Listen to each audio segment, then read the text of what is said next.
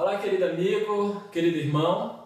Para nós, sempre uma alegria, né, irmão Jean? Exatamente. Poder estar junto com você para compartilharmos o pão da vida, a palavra de Deus. Exatamente. Hoje, mais uma série do estudo Conhecendo o Criador. Então temos como título: O Senhor Jesus voltará? Exatamente, irmão Daniel. Nós vimos no estudo anterior que Jesus era uma pedra que foi retirada de uma montanha sem auxílio de mãos e foi e destruiu toda aquela estátua que representa os reinos do mundo. Verdade. Né? Estabeleceu o seu reino de justiça. E agora nós vamos entrar mais sobre esse assunto, sobre a volta de Jesus. Vamos então à primeira pergunta do estudo de hoje. Qual a promessa de Jesus deixou aos discípulos? João 14, versículo 1 a 3. Não se turbe o vosso coração, credes em Deus, crede também em mim. Na casa de meu pai há muitas moradas. Se não fosse assim, eu vos teria dito, vou preparar-vos lugar. E se eu for e vos preparar lugar, virei outra vez e vos tomarei para mim mesmo, para que onde eu estiver, estejais vós também. Então, nós encontramos aqui, irmão Jean, uma promessa maravilhosa do nosso Senhor e Salvador Jesus Cristo, dizendo que Ele iria. E Ele foi. Exatamente. E a Bíblia nos diz aqui claramente as palavras de Jesus que Ele voltaria para buscar os salvos. Exatamente, queridos irmãos. Jesus fez uma promessa. Crê você nessa promessa? Então, estamos juntos aguardando a vinda do nosso Senhor Jesus. Amém. Vamos lá então. Segunda pergunta. Ok. Todas as pessoas verão Jesus por ocasião de sua volta? Vamos ao texto de Apocalipse 1, no verso 7. Eis que vem com as nuvens do céu, e todo o olho o verá, até mesmo aqueles que o transpassaram. E todas as tribos da terra se lamentarão sobre ele. Assim, amém. Irmãos, é importante notarmos que todo o olho o verá. Muitas doutrinas de muitas igrejas diz que vai haver um arrebatamento secreto na volta de Jesus agora. E só os salvos subirão e os ímpios não vão ver Jesus voltar, não vão entender o sumiço dos salvos. Mas aqui, irmão Jean, o texto bíblico está nos ensinando que não somente nós, os que estivermos vivos, veremos Jesus retornando nas nuvens dos céus. Exatamente. Mas a Bíblia diz também que até mesmo aquele que o traspassaram, ou seja, Caifás, os soldados, todo o sinédrio que havia na época em que crucificaram Jesus. Exatamente. Então, nós vemos realmente que todo olho verá. Vamos então à pergunta de número 3. O que os anjos confirmaram aos discípulos em Atos, capítulo 1, versículo 10 a 11. Estando eles com os olhos fitos no céu, enquanto ele subia, eis que junto deles apareceram 2 varões vestidos de branco, os quais lhes disseram: varões galileus, por que ficais aí olhando para o céu? Esse Jesus, que dentre vós foi elevado para o céu, há de vir assim como para o céu o vistes ir. Exatamente, irmão Daniel. Então nós estamos vendo que 2 anjos apareceram em forma de 2 varões, 2 seres humanos, e falaram com os discípulos: olha, esse mesmo Jesus que vocês estão vendo indo subindo aos céus, ele vai voltar da mesma forma como ele subiu, ele vai voltar visivelmente. Nós vemos que ele subiu o quê? Visivelmente. Exatamente. E também irá descer visivelmente. Vamos então à pergunta de número 4. Jesus voltará para retribuir a cada um segundo as suas obras? Vamos ao texto de Mateus 16, verso 27. Porque o Filho do Homem há de vir na glória de seu Pai e com os seus anjos. Então retribuirá a cada um segundo as suas obras. Então o texto diz claramente que Jesus voltará e vai dar a cada um segundo aquilo que ele plantou, né? Seja bom ou seja mal. Seja mal. Né? Pergunta de número 5. Quando Jesus vier, virá acompanhado de todos os anjos? Será que Jesus vai vir sozinho dessa vez? Vamos então ao texto. Mateus 25, verso 31. Quando, pois, vier o Filho do Homem na sua glória e todos os anjos com ele, então se assentará no trono da sua glória. Que texto muito claro, né, irmão Jean? Exatamente. Todos os anjos, então, virão na segunda vinda de Jesus Cristo. Exatamente, irmão Daniel. Nós estamos vendo aqui, né? Pergunta de número 6. Os anjos ajuntarão seus escolhidos nessa ocasião? Mateus 24, verso 31. E ele enviará os seus anjos com grande clamor de trombeta, os quais ajuntarão os escolhidos desde os 4 ventos, de uma a outra extremidade dos céus. Vemos aqui então, irmãos, que realmente os anjos virão e vão ajuntar todos os escolhidos, todos os salvos, de todas as eras, né? Verdade. Todos os tempos vão ser ressuscitados e os anjos vão nos levar até as nuvens dos céus, né? Para encontrar com nosso Senhor Jesus. Que maravilha! Vamos então à pergunta de número 7. Aqueles que morreram fiéis a Jesus ressuscitarão na sua vinda? O texto então agora é de 1 Tessalonicenses 4, verso 16. Porque o Senhor mesmo descerá do céu com um grande brado, e a voz do arcanjo, ao som da trombeta de Deus, e os que morreram em Cristo ressuscitarão primeiro. Exatamente. Irmãos, esta é a primeira ressurreição. Sim. E nós vemos bem-aventurado aquele que participa da primeira ressurreição, diz as Escrituras. A ressurreição dos salvos. Exatamente. Ok, vamos então à pergunta de número 8.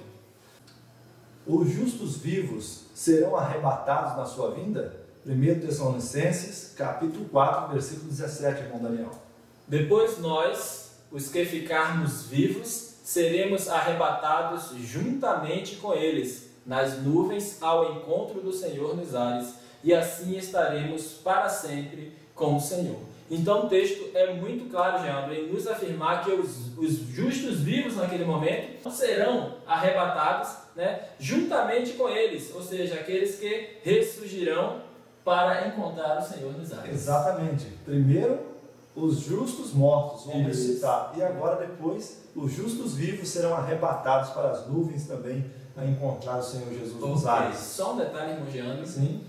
Querido amigo, o texto de 1 Tessalonicenses 4, verso 17, nos diz e nos fala então de um arrebatamento, mas que nos deixa também muito claro que não é aquele arrebatamento secreto que muitos estão pregando por aí.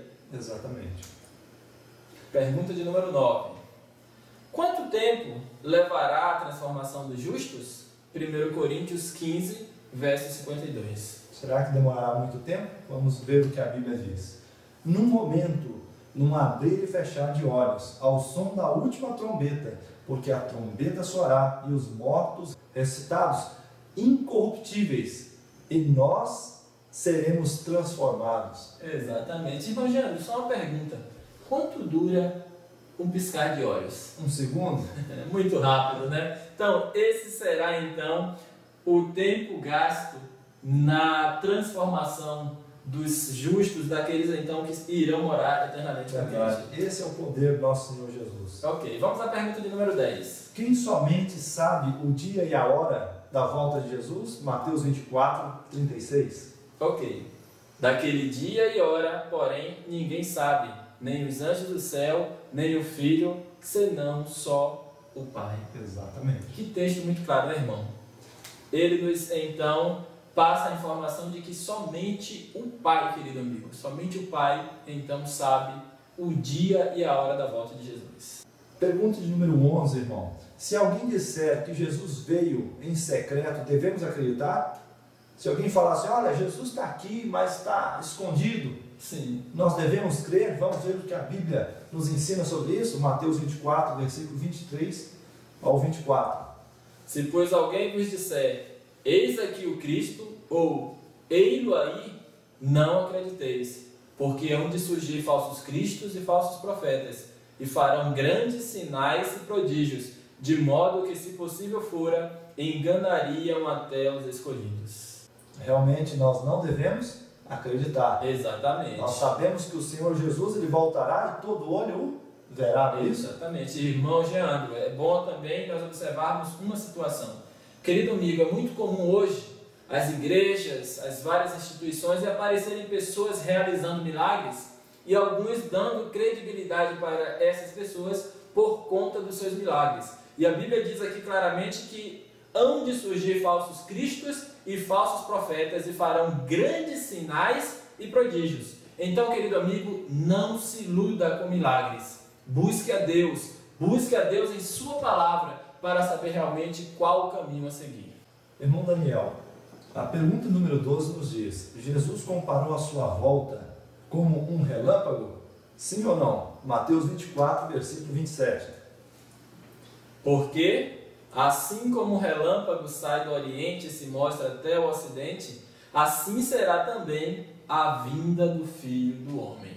Muito claro, né? O texto afirma exatamente que, assim como um relâmpago sai do Oriente e se mostra no Ocidente, será a volta de Jesus. Ou seja, assim como nós podemos contemplar, né, e todos podem ver, né, exatamente esse relâmpago se espalhando do Ocidente ao Oriente, será então a volta de Jesus. Amém. Muito mais gloriosa. Ok. Pergunta de número 13, irmão Daniel. Qual o sinal que aponta para a breve volta de Jesus? Vamos ao texto de Mateus 24, verso 14.